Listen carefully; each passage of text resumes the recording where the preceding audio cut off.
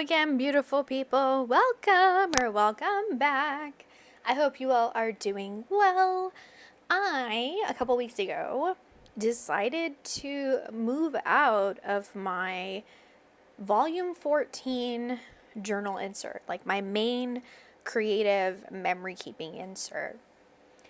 I realized that I had been in it for a little over 6 months, and typically that size insert I finish within 6 months, if not before then, and I was just struggle bussing those last 70 to 80 pages, and at some point I realized that I wasn't picking up my journal. I just didn't have that desire to continue in it. It felt more of a chore, and whenever I get to that point, I think the best way to combat that is to just move on.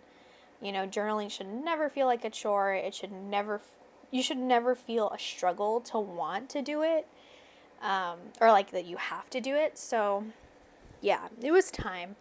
And I really, really wanted to move into my A5 Hobonichi Day Free insert. I was really, really looking forward to working in the thinner Tomoe River paper, which is totally like off-brand for me because I love the 68 GSM, which is the thicker Tomoe River paper. But for some reason, I was really craving the thinner one. So I took out the last like 70 or 80 blank pages in my insert, and I plan on turning it into its own separate insert at some point. I just haven't done it yet. But yeah, I did that, and now I have the benefit, or like I looked forward to it actually, of decorating and moving into my new insert. So, I've probably mentioned it before, like my process for decorating a journal insert, but I'm just gonna reiterate like just some of the things that I've found that have helped make this process easier for me. So whenever I'm nearing the end of an insert, like typically I will work maybe like 15 pages, and I mean like 15 flips, not like 1 through 15. It's more like 30 if you do it that way, but typically like 15 flips to finish, like, or per month, I mean, on average. So when I'm getting to like the 2 months, 1 month left of an insert, what I will do is every month when I print out collage sheets from the different people that I follow on Patreon, I will start looking for those few pieces that really draw my attention. And then what I'll do is I will set them aside in a pouch and just kind of create like a small little stockpile. And I try to get pieces of various sizes. And so this way, when I sit down to actually put my journal cover together, I will only use what was in that pouch. And this is kind of just to help me out because I am super indecisive and I get really overwhelmed when I have just too many options and too many choices. And so this kind of like forces me, or not forces me, but like it helps limit me to just those things. And I know that at one point or another, each one of those pieces I really, really liked and gravitated towards. So yeah, that's kind of what that little pile on the left is. It's just all those little pieces that I really liked throughout the months. Yeah, so when putting together journal covers, I try and get at least a large piece or large ephemera piece, and I build off of that color palette.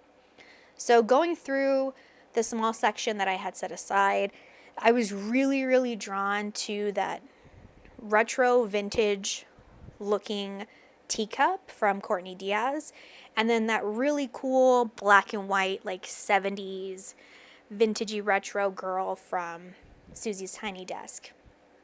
So since both of those kind of gave off, like I said, like that vintage vibe, I wanted to pick a solid background print that would help give off that same feel but also tie into that color palette.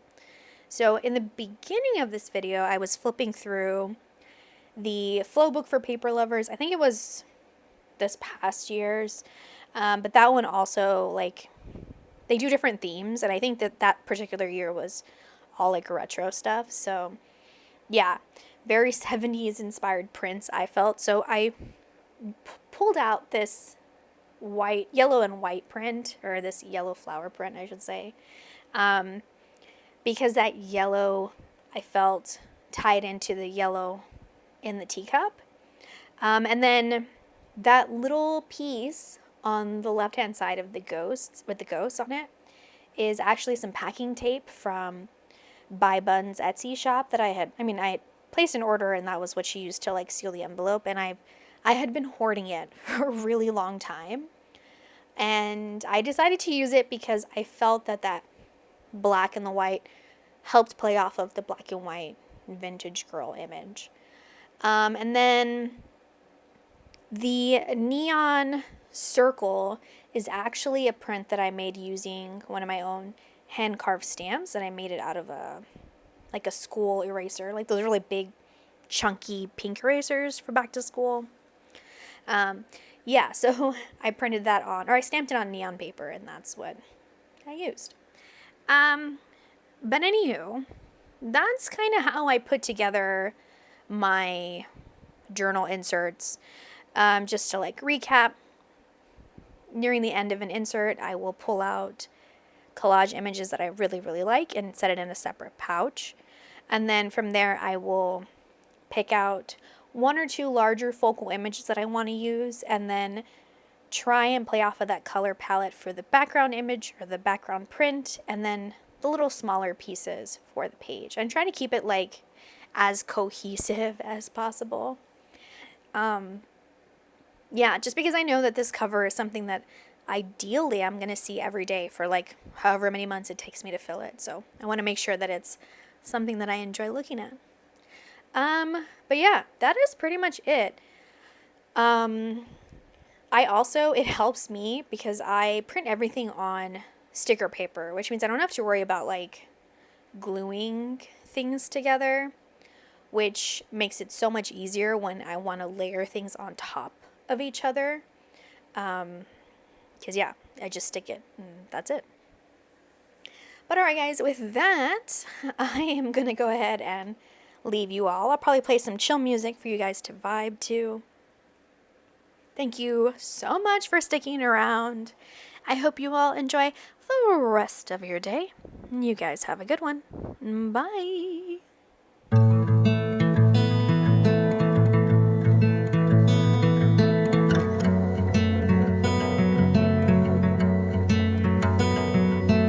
Call me out, tiger. Call me out, why don't you love? Lift me up higher, above the clouds, won't you love? When the scenery is right, go right in. I wanna fall deep within. Don't leave me hanging just 'cause I'm too proud. Whisper away my outdated doubts. Somebody do me the courtesy, dress me down. I'm not that old yet I'm far too young to not stop